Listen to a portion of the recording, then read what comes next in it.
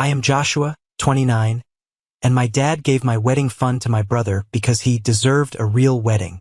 Before I tell you about how my fiancé exposed them all and flipped our entire family dynamic upside down, let me know where you're watching from in the comments. I always love seeing how far these stories travel. The dining room was suffocatingly warm that night, heavy with the scent of roasted garlic and the expensive prime rib my mother only ever prepared for one specific reason. Matthew had news. It was a random Tuesday evening, yet the good china had been carefully arranged. The crystal water glasses were catching the light from the overhead chandelier, and everyone was dressed like we were attending a country club mixer. Everyone, that is, except for me and my fiancée, Qley. We were sitting at the far end of the long mahogany table. Qley was wearing her favorite navy turtleneck sweater, the sleeves pushed up to her elbows, and a simple pair of jeans. I was in a plain button-down shirt I'd worn to a client meeting earlier that day. Underneath the heavy linen tablecloth, Qley's hand rested quietly on my knee. Her thumb rubbed a slow, calming circle over the fabric of my slacks. She always knew when my anxiety was spiking, and in this house, my anxiety was a constant, living thing. My dad, Robert, sat at the head of the table. He was a man who measured a person's worth strictly by their job title, the car they drove, and the zip code they lived in. He cleared his throat, a sharp, authoritative sound. He set his wine glass down on a cork coaster with a heavy, deliberate clink that immediately commanded the room's absolute attention. He looked to his right, where my older brother, Matthew, sat next to his fiancée, Isabella. Isabella was practically vibrating with excitement, her manicured fingers tightly gripping her crystal glass. Finally, my father's eyes landed on me. There was no hesitation in his voice. There was no softening of the blow, no flicker of paternal guilt. Just cold, hard entitlement. "Joshua," my dad said, leaning forward and resting his forearms on the table, "your mother and I have been going over the finances. With Matthew's wedding coming up in 6 months, and considering the sheer scale of the event Isabella's family is expecting us to host, we've had to make a very practical decision." He paused, letting the silence stretch. I felt my chest tighten. "We gave your wedding fund to your brother. He deserves a royal wedding. You and Qley can always go to the courthouse. It fits your lifestyle better anyway." He said it like he was proud. He said it like he was bestowing a Congressional Medal of Honor upon his firstborn son. The room completely froze. My mother, sitting across from Matthew, simply nodded her approval, taking a delicate, unbothered sip of her Cabernet. Matthew smiled. It wasn't a grateful smile. It was a wide, arrogant smirk that pushed up the corners of his eyes. The look of a man who had just won a game he didn't even have to play. Isabella let out a high-pitched squeal, reached over, and clapped her hands together. I didn't cry. I didn't yell. I didn't flip my plate or storm out of the house. The heartbreaking truth is, a deep, exhausted part of me had always known this exact moment was coming. I felt a familiar, hollow ache spreading rapidly through my chest. The exact same ache I'd carried around in this house since I was 7 years old. My jaw clamped shut so tight my teeth ground together. I turned my head slowly and just looked at Qley. She didn't look at my dad. She didn't look at my mother. Qley just kept her dark, piercing eyes locked dead on Matthew. The temperature in the dining room seemed to plummet 10 degrees in a matter of seconds as she calmly, deliberately pushed her chair back. The wooden legs scraped loudly, violently against the pristine hardwood floor. She stood up. The entire table went dead silent. Isabella stopped squealing. My mother lowered her wine glass. My dad frowned, clearly offended by the interruption. Qley reached into the back pocket of her jeans, pulled out her phone, unlocked the screen with a quick swipe, and placed it face up on the table, right next to my father's untouched plate of prime rib.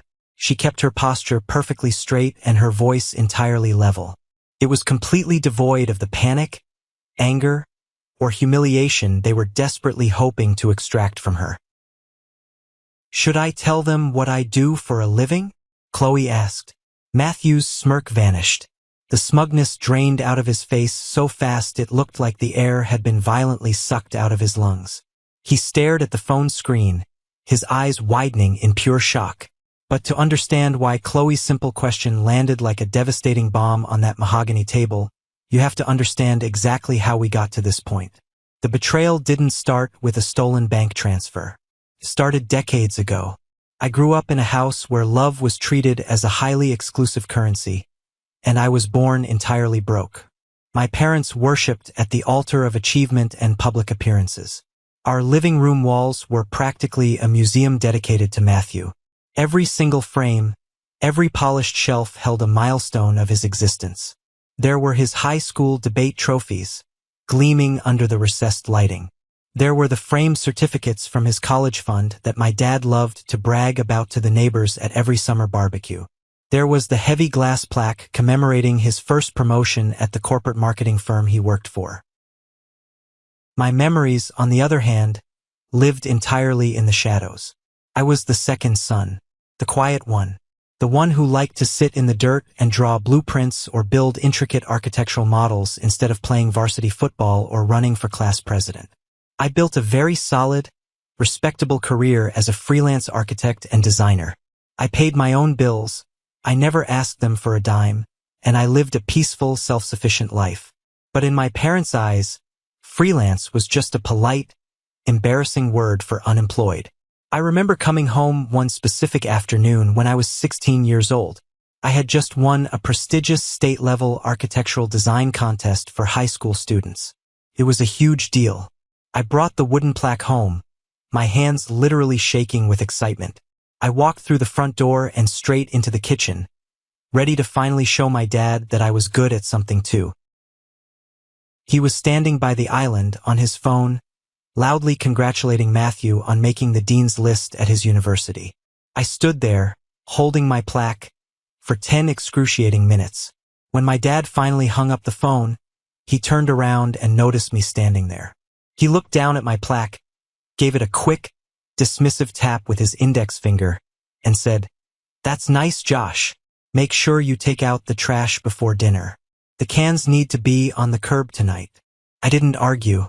I didn't show him the judge's comments on the back of the plaque.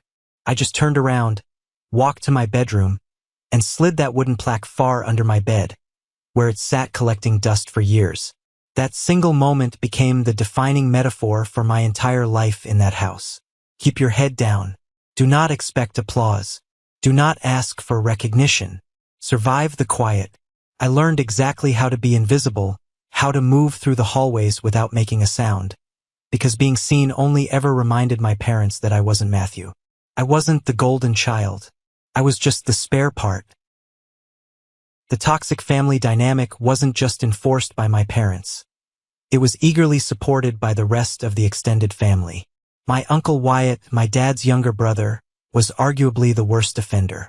Wyatt was the kind of guy who constantly preached loudly about family loyalty and sticking together, while actively stirring the pot behind everyone's backs. Wyatt had gone through a notoriously nasty divorce and a brutal custody battle a few years back. It drained his bank accounts and left him bitter. But somehow, going through that mess made him truly believe he was the supreme, unquestionable authority on family unity and sacrifice. Whenever we had family gatherings, Thanksgiving, Christmas, 4th of July, and I tried to subtly stand up for myself or set a basic boundary, Wyatt would pull me aside.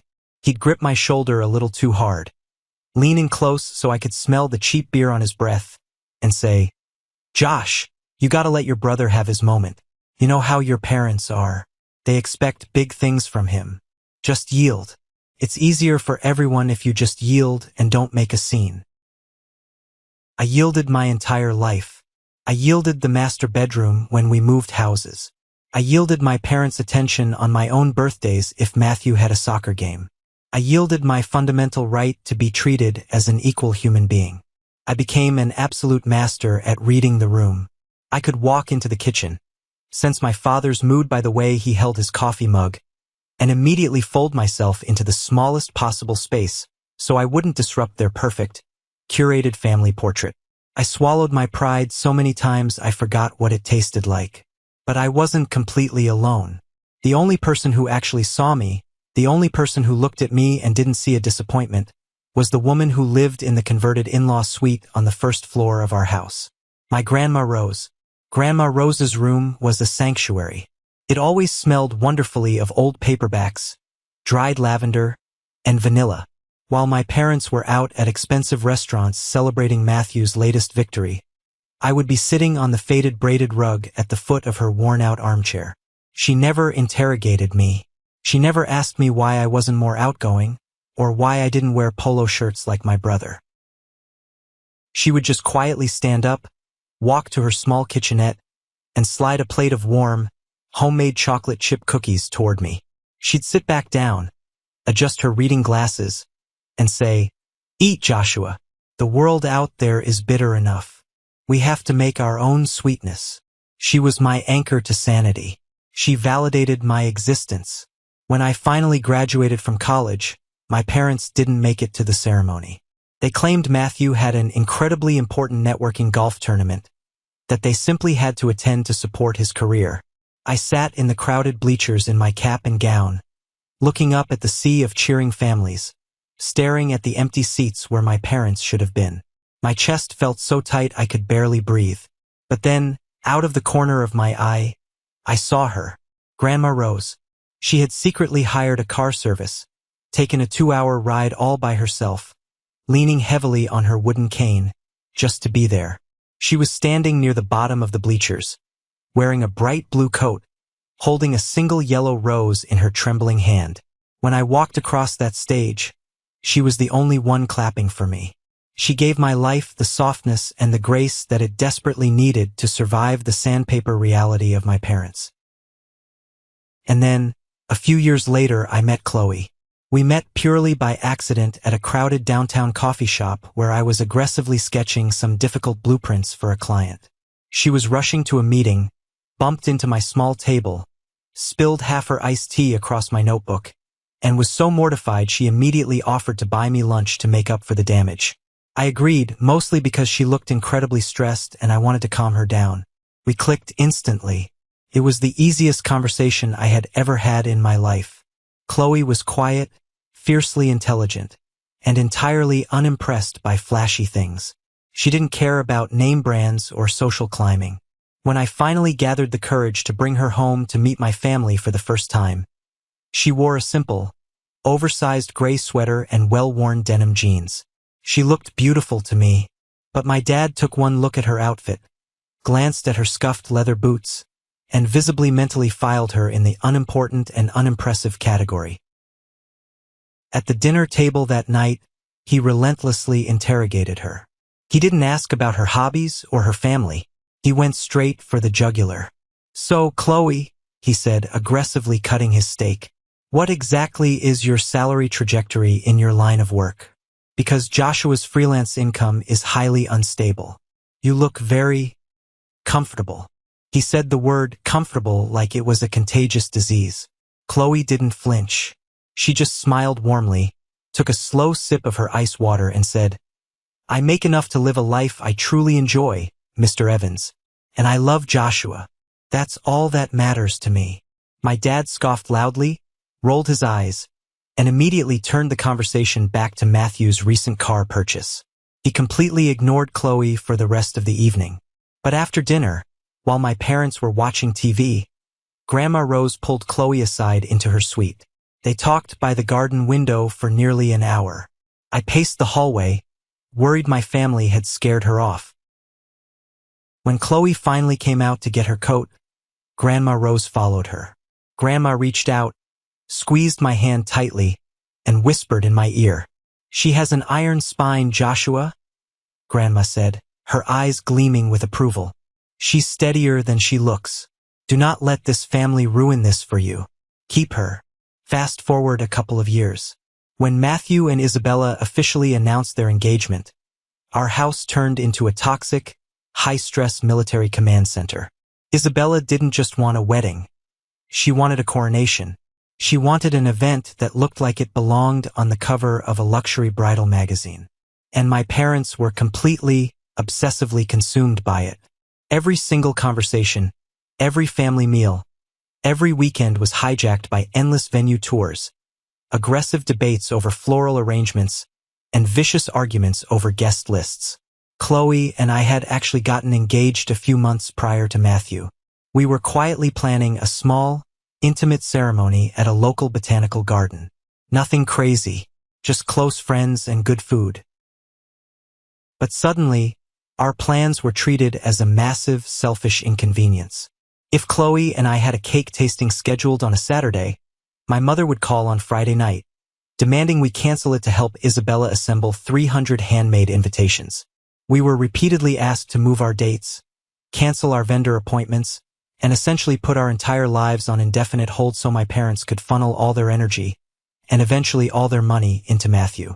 I swallowed the frustration. I bit my tongue so hard it bled. I told myself and I told Qley that it was just a few months of madness and then it would be over. We just had to survive the wedding season. But I was so incredibly wrong. The real gut punch, the absolute betrayal that finally broke me, came exactly 1 week before that fateful dinner where my dad made his grand announcement. I was at my parents' house in my dad's home office. He had called me over to fix his printer network because it kept jamming, and he refused to pay tech support. I fixed the issue and needed a piece of scratch paper to run a test print. I opened the top drawer of his heavy oak desk. Right on top of a stack of files was a thick leather ledger labeled Wedding Accounts and Estate. I shouldn't have looked. I know I shouldn't have, but the numbers caught my eye. There was a column clearly labeled for my wedding fund, and a much larger column for Matthew's. My dad had always told me he had a small savings account set aside for my wedding, a rare gesture of fairness that I had deeply appreciated. But what made the blood freeze in my veins was a specific, detailed transfer history attached to my column. When I was 22, right out of college, my dad had made a terrible, reckless investment in a commercial real estate flip. He almost lost our family home.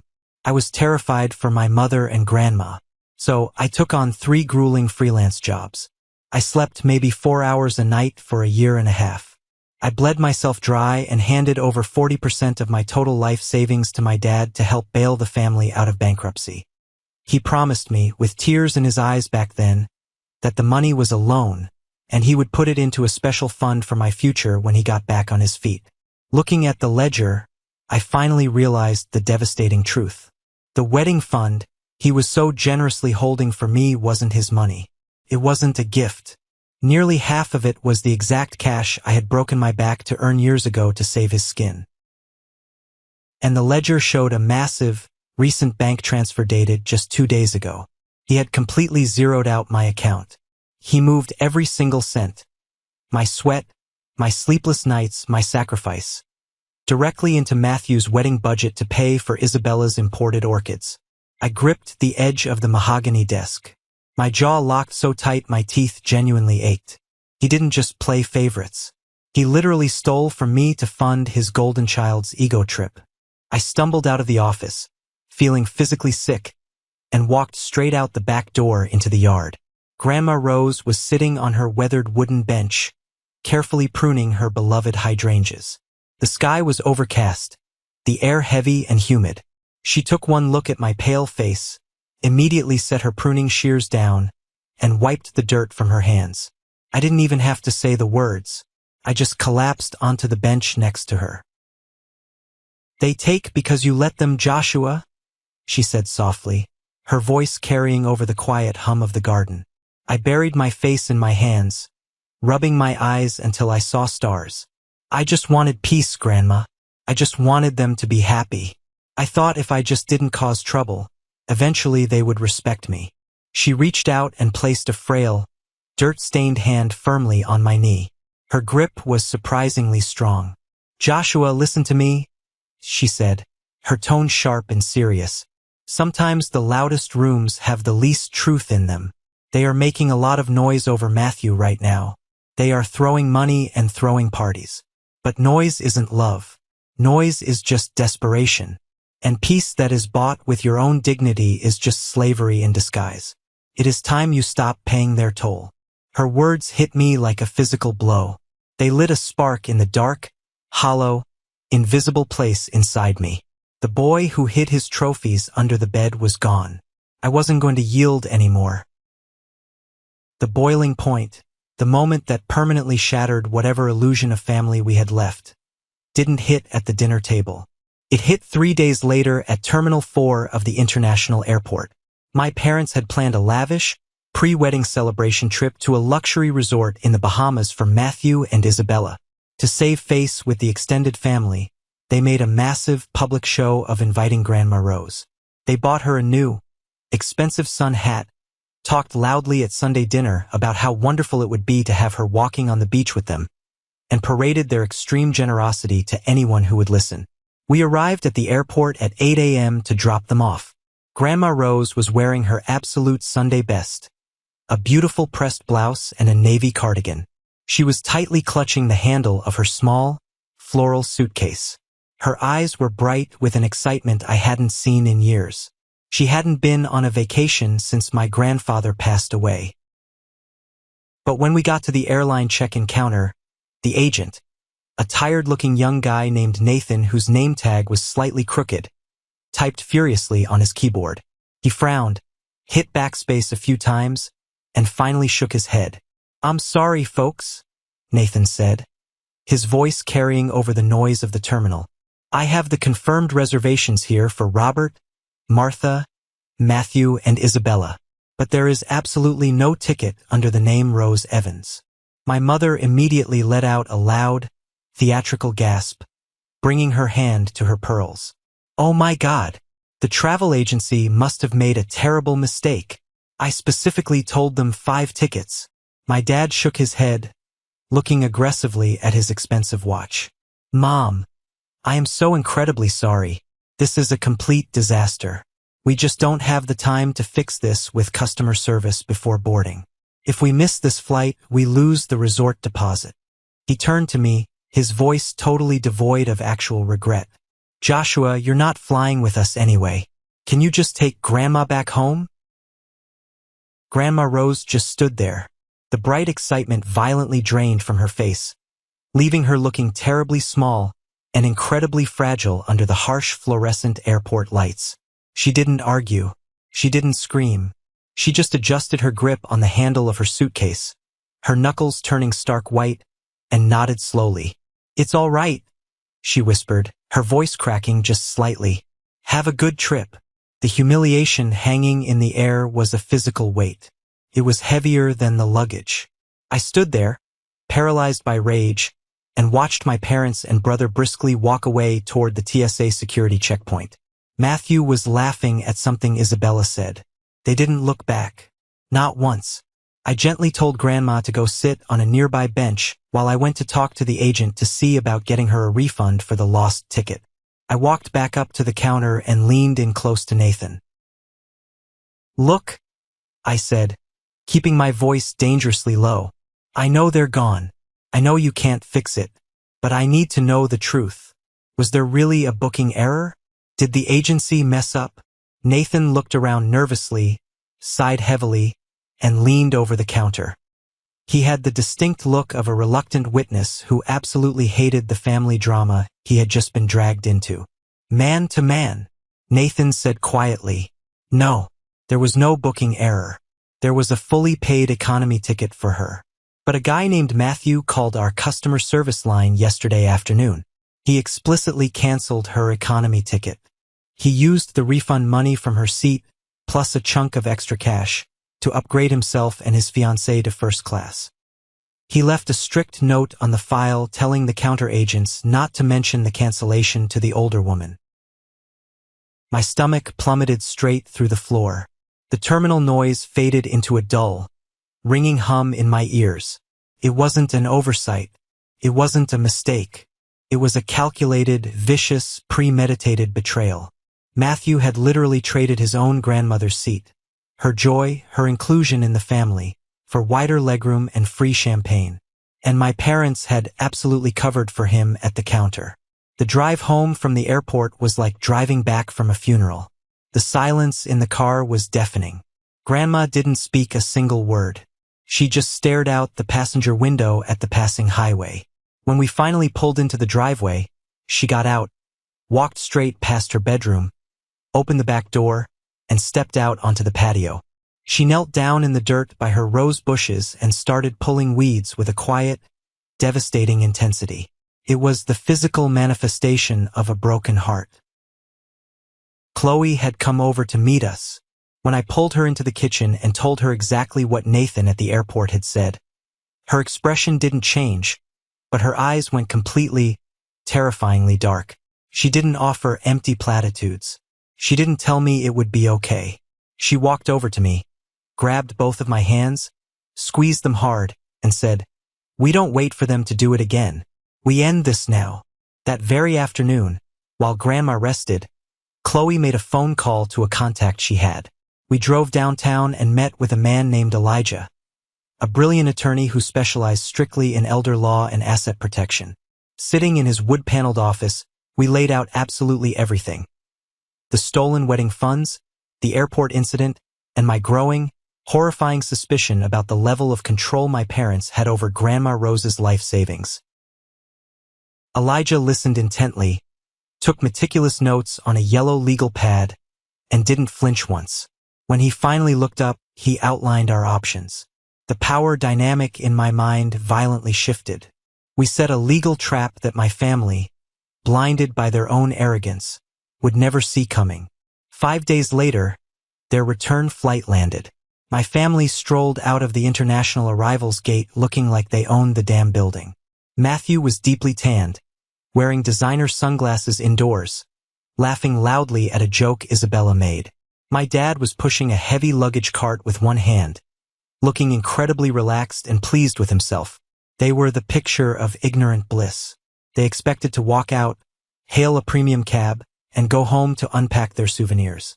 They absolutely did not expect to see me, Qley, Grandma Rose, and a very intimidating man in a sharp, tailored charcoal suit, Carter, the head of the legal department at Qley's company, standing in a line right past the sliding glass doors, waiting for them. My dad slowed his pace, the wheels of the luggage cart squeaking to a halt. His relaxed smile immediately faltered. "Joshua? Mom? What are you doing here? Did you come to pick us up?" Grandma Rose stepped forward. She wasn't leaning heavily on her cane anymore. She stood entirely straight, her shoulders squared. "I am not here to chauffeur you, Robert," she said, her voice echoing clearly over the chatter of passing travelers. "I am here to look you in the eye. You explained nothing at the ticket counter. You avoided. You minimized. You told me there was a mistake." Isabella dramatically rolled her eyes, crossing her arms over her chest. "Oh my God. Are we seriously still doing this? It was a ticketing glitch, Grandma. Let it go. We bought you a magnet." "It was a first-class upgrade," I said, stepping up next to Grandma. My voice was loud. People walking by actually started to stop and look. "Matthew called the airline and canceled her ticket so you two could drink mimosas in seat 1A. And you?" I pointed a finger directly at my dad's chest. "Knew exactly what he did and lied to her face to protect him." Matthew immediately puffed out his chest, stepping aggressively toward me, trying to regain control of the narrative through pure intimidation. "Watch your mouth, Josh. We've supported this family for decades. I'm the one who actually brings pride to this name. You're just throwing a massive tantrum because Dad finally cut off your little wedding fund to pay for something that actually matters." That was the exact moment. The moment that tied the entire universe right back to that dinner table. Matthew sneered, turning his disgust toward Qley. "And honestly, maybe if your fiancée actually had a real job instead of whatever cute little freelance hobby she does, you wouldn't be begging Dad for handouts like a child." Qley didn't flinch. She didn't back down. She smiled. It was the most terrifying, predatory, satisfying smile I had ever seen on a human being. She looked Matthew dead in the eyes, reached into the pocket of her coat, and pulled out her phone. "Should I tell them what I do for a living, Matthew?" she asked, her voice echoing the exact, deadly calm tone she had used at the dinner table days prior. She turned the phone around so the screen faced my father and brother. It wasn't a photo. It was a digital copy of an official SEC corporate filing. Carter, the lawyer standing silently next to us, finally stepped forward. He reached into his briefcase and handed my dad a thick, glossy folder. "Robert Evans, Carter said, his voice pure corporate ice. My name is Carter. I am the Chief Legal Officer for Apex Tech Solutions. You've been aggressively bidding for our regional logistics contract for the past 6 months. It's the massive contract you desperately need to save your failing branch from bankruptcy, isn't it? My dad's face instantly drained of all color. He looked from Carter to Qley, his eyes darting frantically, his brain violently short-circuiting as he tried to connect the impossible dots. I am the founder and CEO of Apex Tech, Qley said, stepping closer to my father. I don't just have a salary, Robert. I own the board of directors you've been kissing up to. I personally signed the rejection letter for your bid this morning. Matthew's jaw literally dropped. The smugness slid off his face like wet paint. Because success doesn't excuse disrespect, Qley continued, her voice cutting through the terminal noise like a knife. And respect doesn't require success. You judged me for wearing a cheap sweater. You treated Joshua like a ghost. And you stole your youngest son's money to pay for your oldest son's pathetic ego. The silence from my family was absolute. Matthew's mouth opened and closed, but no sound came out. Raw, unadulterated panic set into his eyes. My mother put a trembling hand over her mouth, taking a step back. Isabella looked like she was physically going to be sick, her luxury bags dropping from her shoulders to the floor. This is a joke, my dad stammered, his voice weak. He looked at me, his eyes pleading for the first time in his life. Josh, please, tell her this is a joke. I need that contract. The only joke here is this family, I said. I felt lighter than I had in 29 years. The heavy, invisible chains I had dragged around my whole life just snapped. This is a moment that changed everything, when I finally regained control of my life. Thank you for your patience in getting this far. You are amazing. Please like the video and leave a comment below to let me know you've been with me. This will not only help more people find this story, but also let me know that my experiences are meaningful to someone. Your support is the biggest motivation for me to continue sharing the rest of this journey. The fallout from the airport confrontation was immediate, chaotic, and incredibly spectacular. By the time Qley, Grandma, and I drove away and got back to my apartment, my phone was absolutely exploding. My dad left 4 frantic voicemails in the span of an hour. His tone violently shifted from angry demands for respect to aggressive threats about cutting me out of the will, to finally pathetic, outright begging for me to talk to Qley about the Apex Tech contract. I didn't answer a single one. Then came the inevitable call from Uncle Wyatt. I knew my dad had deployed him as the family fixer. I answered the call and put it on speakerphone, setting it on the coffee table while Qley and I sat on the couch. Josh, buddy, Wyatt started, his voice dripping with that fake, overly friendly sympathy he always used when he was trying to manipulate a situation. I just heard about the crazy misunderstanding at the airport. Look, you really embarrassed your dad in public today. He's under a massive amount of pressure at work with this contract. You need to be the bigger man, call Qley off, and smooth this over. Blood is thicker than water, son. Family is family, and you don't turn your back on them. I leaned forward, staring at the phone. I let out a harsh, bitter laugh. Family? I asked, my voice deadly calm. You mean like when you went through your messy divorce, and Dad completely refused to lend you a single dime to pay your lawyer to fight for custody, but Grandma secretly paid your legal retainer so you wouldn't lose your kids? Is that the unconditional family loyalty we're talking about, Wyatt? Wyatt went dead silent on the other end of the line. He didn't know I knew about that. Do not ever call me again to do my father's dirty work, I said, leaning closer to the microphone. You yield, Wyatt, because I am officially done. I tapped the screen, hung up the phone, and immediately blocked his number.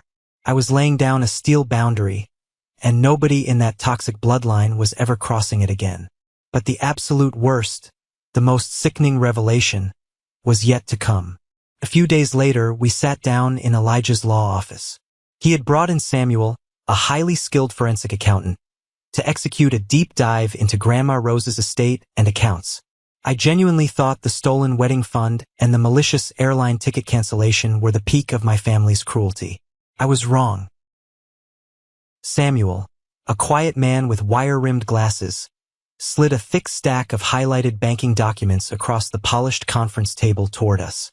Your parents didn't just drain your wedding fund, Joshua, Samuel explained, tapping a heavily highlighted paragraph. They've been actively committing severe financial fraud. I stared at the dizzying array of numbers on the papers. What is this? What am I looking at? 2 months ago, Samuel said, his tone gravely serious. Your father had your grandmother sign a massive stack of legal documents under the guise of updating her healthcare proxies and emergency contacts. Hidden deep within that stack of papers was a binding legal authorization to take out a second mortgage on her home. The house she currently lives in. The house that is legally her sole inheritance from her late husband. All the air rushed out of my lungs. I felt dizzy. He mortgaged her house? Behind her back. Yes, Elijah nodded grimly, folding his hands on the desk, to the tune of $85,000. And the funds from that loan were routed directly to the luxury venue, the high-end caterer, and the boutique florist for Matthew's wedding. If your grandmother passes away, or if they default on the payments they can't afford, the bank takes the house. She is effectively completely broke, Joshua. I slowly turned my head to look at Grandma Rose. She was sitting in the leather chair beside me, staring out the large window of the office at the city skyline. Her hands were neatly folded in her lap. She didn't look shocked. She didn't cry. She just looked incredibly, profoundly tired of being used. We are going to legally destroy them, Qley whispered next to me, her hand gripping mine so hard my knuckles popped. And she was absolutely right. We had the irrefutable paper evidence. We had the lawyers. And for the very first time in my entire life, we had the power. My parents had built a towering house of cards strictly on the broken backs of the people they viewed as weak and disposable. Now it was time to light the match and burn it all to the ground. 6 weeks later, the day of absolute reckoning finally arrived. We did not go to a dramatic, wood-paneled courtroom with a judge banging a heavy wooden gavel. We went to a highly sterile, fiercely private, and incredibly intimidating conference room located on the 42nd floor of a towering downtown corporate legal building. It was a mandatory mediation hearing. This was the absolute final step, the last possible off-ramp before we unleashed a massive, incredibly public civil lawsuit that would have permanently destroyed my father's corporate career and whatever was left of my brother's social reputation.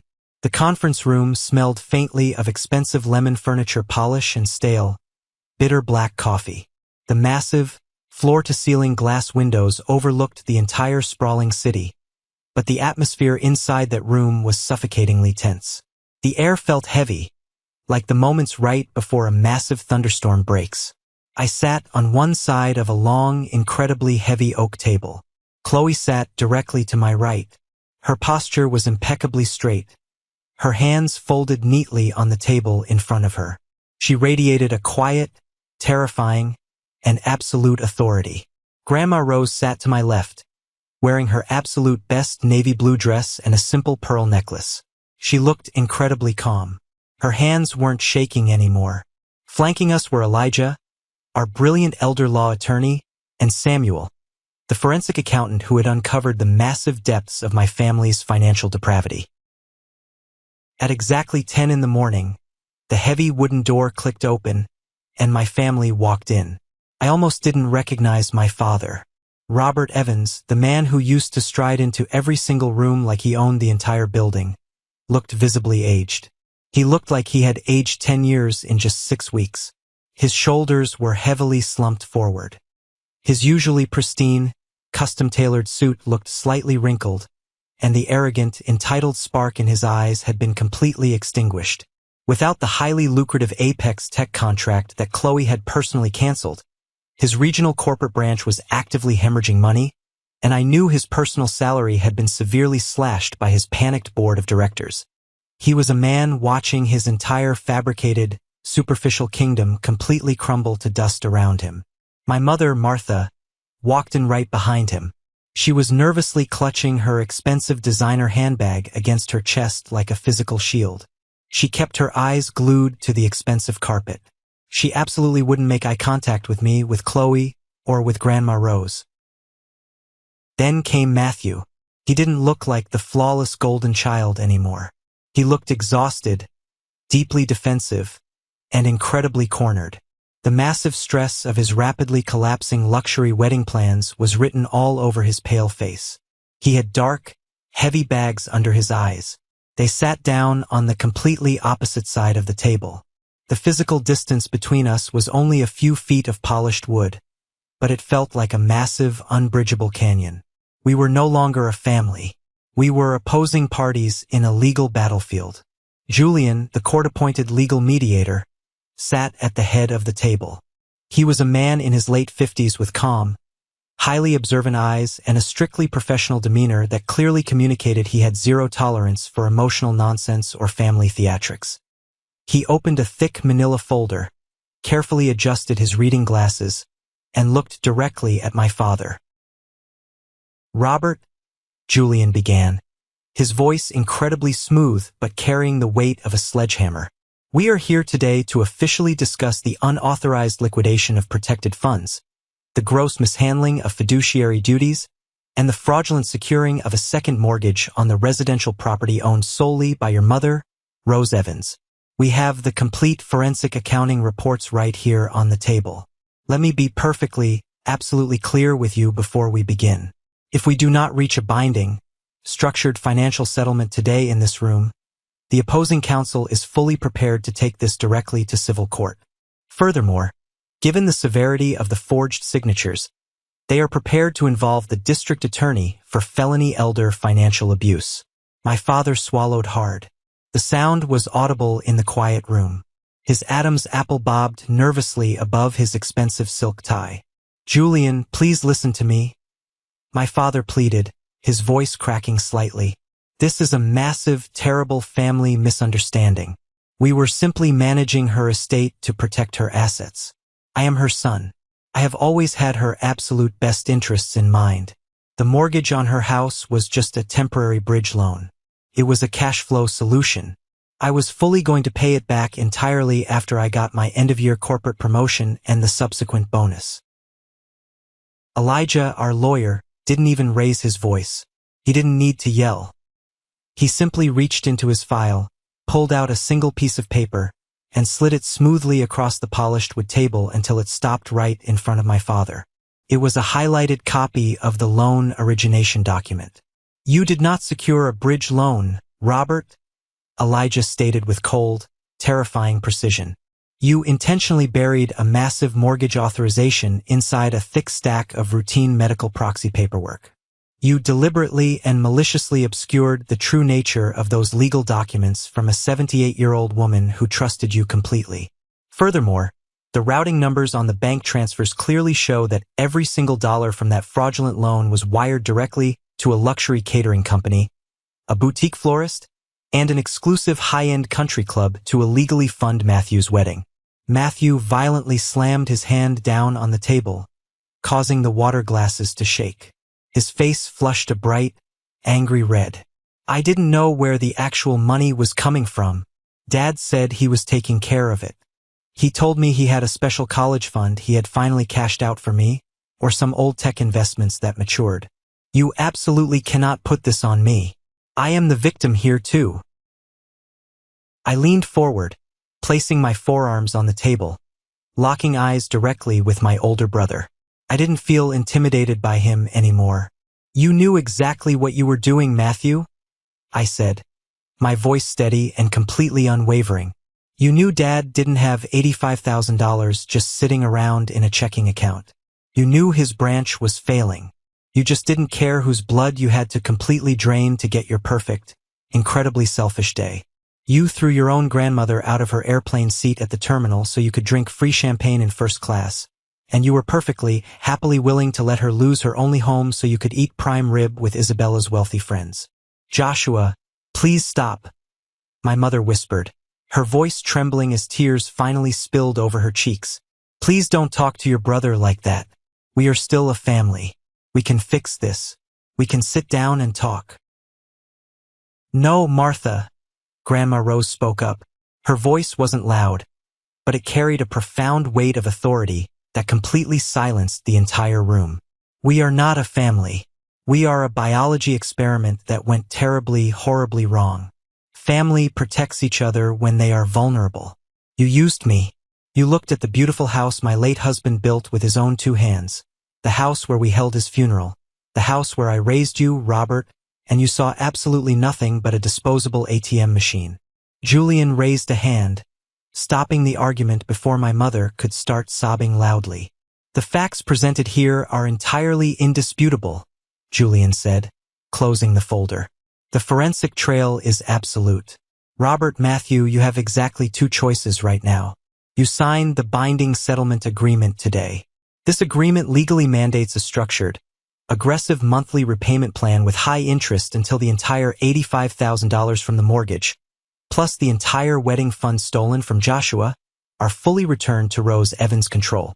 If you miss a single payment by even 24 hours, a legal lien will be immediately placed on your own personal home, Martha and Robert, and the criminal suit will be instantly filed. My dad looked down at his trembling hands. The reality of his absolute defeat finally crushed him. He had absolutely no leverage. He had no clever angles left to play. His lucrative corporate promotion was completely gone. His golden child was turning violently against him, and his darkest secret was fully exposed under the harsh fluorescent lights of the legal system. With a shaking, defeated hand, Robert picked up the heavy black pen. He didn't say a single word. He didn't offer a single apology. He simply signed his name on the dotted line, legally binding himself to years of crushing, suffocating financial debt to repay exactly what he had stolen. Matthew signed right next to him as a legally bound co-guarantor. When we walked out of that massive glass building and stepped into the bright, warm afternoon sun, I took a massive, deep breath. The downtown city air tasted incredibly sweet. We hadn't just won the stolen money back. We had permanently shattered the toxic illusion they had trapped me in my entire life. The immediate, devastating consequences of that mediation hearing struck my family like a runaway freight train. Karma didn't just knock on their door. It kicked the door entirely off the hinges. Without my stolen wedding fund, and completely without the stolen equity from Grandma's mortgaged house, the massive Royal Magazine wedding Matthew and Isabella had so arrogantly planned violently and publicly collapsed. The exclusive luxury country club they had booked demanded their final, massive payment exactly 30 days before the event. When my dad's overextended credit cards aggressively bounced, the club manager immediately canceled their reservation, permanently released the date, and legally kept the massive initial deposit. The boutique florist, realizing they absolutely weren't getting paid the remaining $20,000 balance for their rare imported orchids, pulled out entirely. Isabella's reaction was exactly as explosive and materialistic as you would expect. When Matthew finally had to sit her down and confess that the money was entirely gone, that his family was essentially completely broke, drowning in legal debt, and facing potential criminal fraud charges if they missed a payment, she threw an absolute earth-shattering fit. She didn't try to comfort him. She didn't suggest they go to the courthouse and get married anyway because she loved him. She screamed at him in my parents' driveway, loud enough for the entire suburban neighborhood to hear clearly through their living room windows. She called him a pathetic liar, a fraud, and a failure. She violently threw her expensive diamond engagement ring directly into my mother's rose bushes, called off the entire wedding, and drove away in her luxury SUV, leaving tire marks on the asphalt. Matthew spent 3 entire days frantically digging through my parents' thorny landscaping, his hands bleeding, trying desperately to find the diamond ring so he could pawn it to pay off his mounting credit card debt. He ended up having to permanently move back into his old childhood bedroom because he could no longer afford his downtown luxury apartment lease without my dad subsidizing his lifestyle. The golden child, the man who could do absolutely no wrong, was finally forced to live in the harsh, unforgiving reality he had always been shielded from. In sharp, incredibly beautiful contrast, Qley and I refused to let their miserable, self-inflicted destruction dictate our joy. 2 months after the mediation, we officially got married. We didn't book a massive, overpriced hall. We didn't invite 300 superficial people we barely knew to impress our neighbors. We hosted an incredibly intimate, incredibly warm ceremony in a small, historic botanical greenhouse on the edge of the city. The afternoon light filtered perfectly through the glass ceiling, illuminating the massive ferns and blooming tropical flowers. I wore a simple, tailored suit I bought off the rack, and Qley wore a stunning, understated vintage lace dress that took my breath away the moment she walked down the small dirt aisle. We invited exactly 30 of our closest, truest friends. Elijah, our lawyer, and Samuel, the accountant, were there celebrating with us. Carter was there, but the absolute most important guest sat right in the very front row. Grandma Rose. She wore a beautiful, vibrant, pale pink dress, and she cried quiet tears of pure, unadulterated joy when we exchanged our vows. There was absolutely no tension in the room. There was no Uncle Wyatt loudly complaining about the temperature of the food or trying to give me unsolicited, toxic advice about his own bitter custody battles and divorce. There was no father sitting in the corner, arrogantly judging the cost of the wine or comparing the venue to his country club. It was just pure, incredibly safe love. A week after our beautiful wedding, Grandma Rose asked Qley and me to drive her downtown to Elijah's law office one last time. She sat down at that same heavy oak conference table, opened a fresh manila folder, and completely rewrote her entire last will and testament. Her original will had blindly left the house and all her remaining financial assets entirely to my father, assuming he would do the right thing. With a few swift, decisive strokes of her pen, she legally and permanently revoked that document.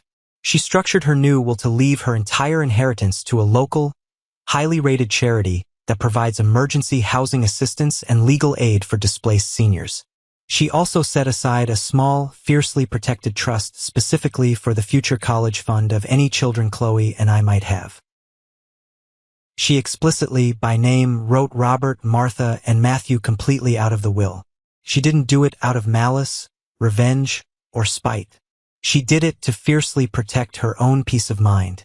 She knew, without a shadow of a doubt, that if she left them even a single dime of inheritance, they would spend the rest of her life circling her like desperate vultures, waiting for her funeral so they could fight over the scraps.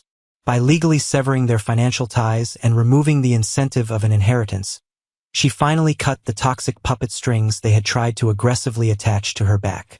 As we walked out of Elijah's office that afternoon, Grandma Rose stopped on the sidewalk, looked up at the clear blue sky, and smiled a genuine, beautiful smile. The heavy, invisible burden of fear and manipulation she had carried in my parents' house was permanently, finally gone.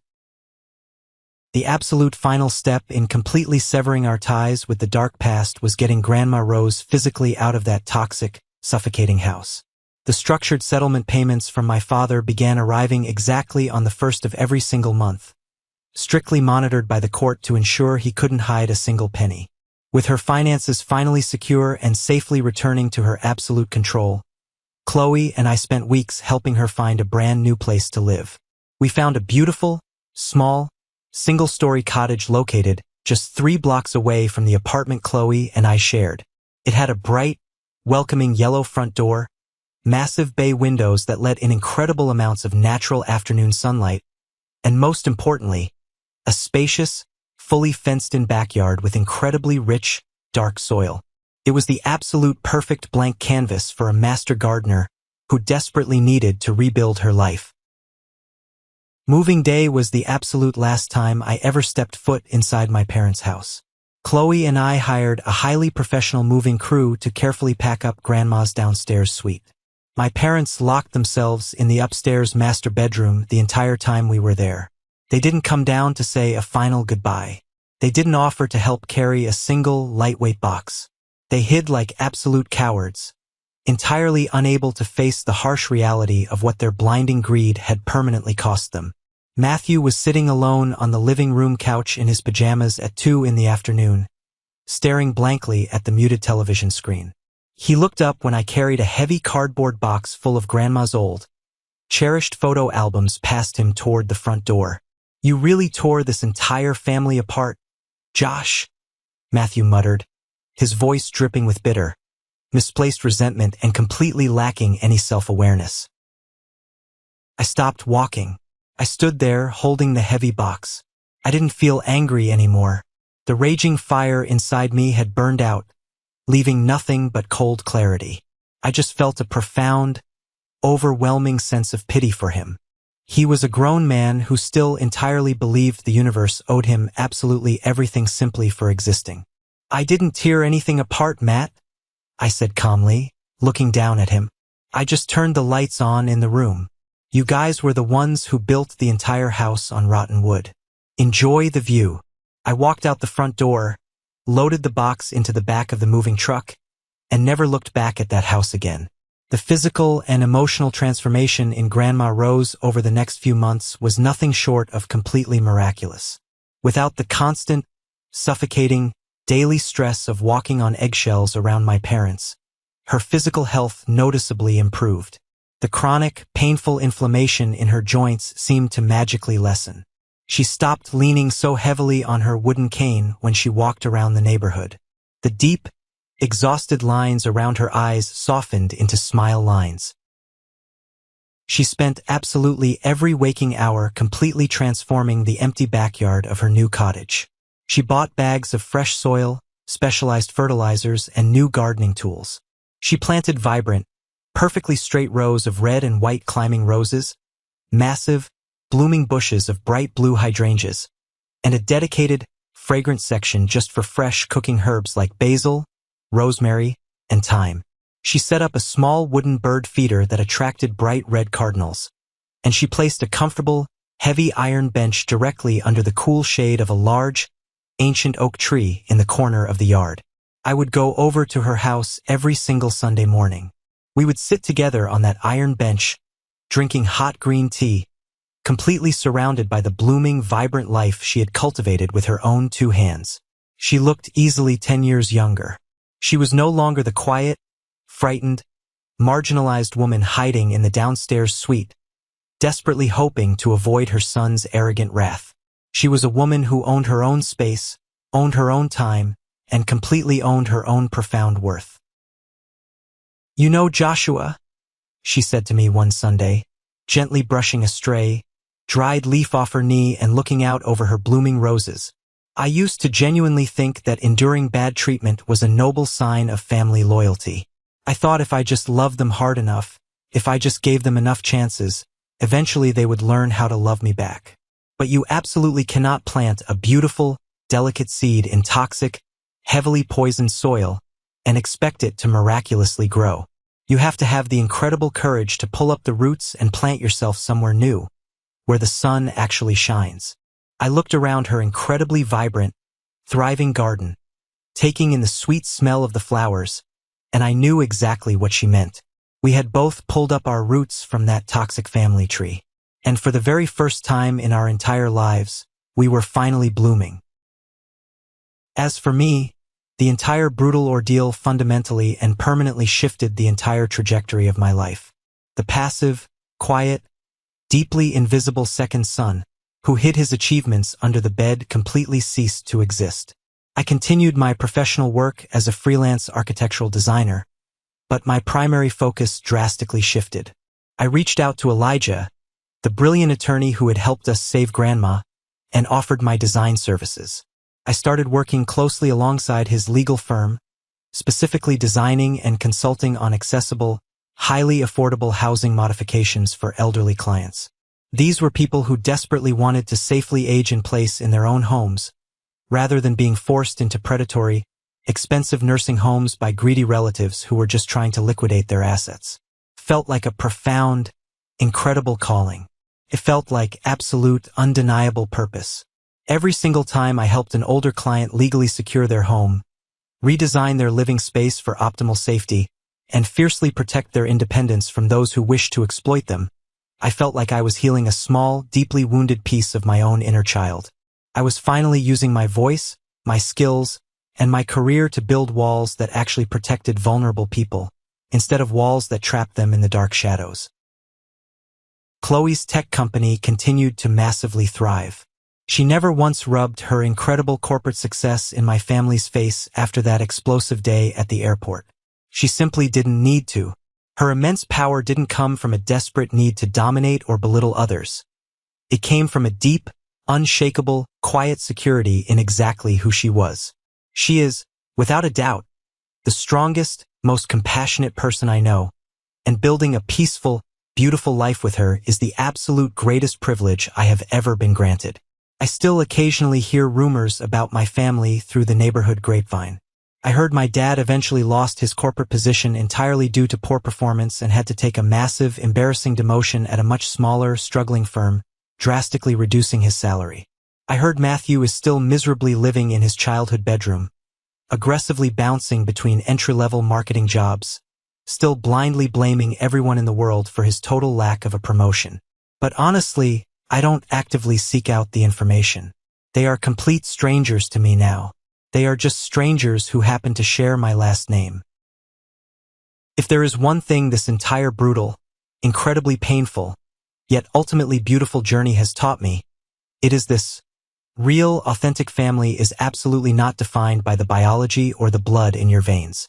It is not defined by a shared last name, or a shared childhood address, or a toxic obligation to show up to tense holiday dinners just to keep the peace.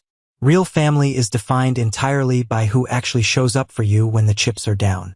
It is defined by the people who celebrate your quiet victories instead of burying them under the bed. It is defined by the people who completely refuse to let you shrink yourself so they can feel incredibly tall. Grandma Rose finally regained her voice. I finally found my own voice standing firmly right beside her. And the ugly, uncomfortable truth we dragged kicking and screaming out into the open light didn't destroy our lives. It completely rebuilt them on a solid, unbreakable foundation of absolute honesty. As we wrap up this story, I want to take a moment to talk directly to you about the deeper, fundamental lesson here. I know, without a doubt, that there are people watching this video right now who are silently enduring the exact same toxic, suffocating dynamic in their own homes. Financial abuse of the elderly and deep emotional manipulation within families thrives exclusively in complete silence. It thrives when we are aggressively conditioned from childhood to believe that keeping the peace is somehow more important than protecting our own basic human dignity. When my dad stole my hard-earned wedding fund and secretly, maliciously mortgaged my grandmother's house, he relied entirely on the arrogant assumption that our deep loyalty to the perfect family image would keep us completely quiet and compliant. The most powerful, educational takeaway from this entire nightmare is that setting a steel boundary is never an act of betrayal. It is an absolute, necessary act of profound self-preservation. You do absolutely not owe your financial future, your precious mental health, or your absolute sanity to people who only view you as a disposable resource to be exploited. It takes incredible, terrifying courage to stop yielding. It takes immense bravery to seek professional legal counsel, to look directly at your own parents or siblings and say, no more. But the absolute peace, the freedom, and the lightness that waits for you on the other side of that boundary is worth every single uncomfortable, difficult conversation. You always have the absolute right to pull up your roots from toxic soil. I want to hear from you now. What is the most important lesson you are taking away from this story? Share your perspective and your own experiences in the comments below. Or, if you simply agree that setting hard, uncompromising boundaries with toxic family members is completely necessary for your own peace and survival, just comment the word good down below. It lets me know that this story resonated with you, and that the hard lessons we learned can help someone else find their voice. Thank you so much for being here. Thank you for listening, and I'll see you in the next one.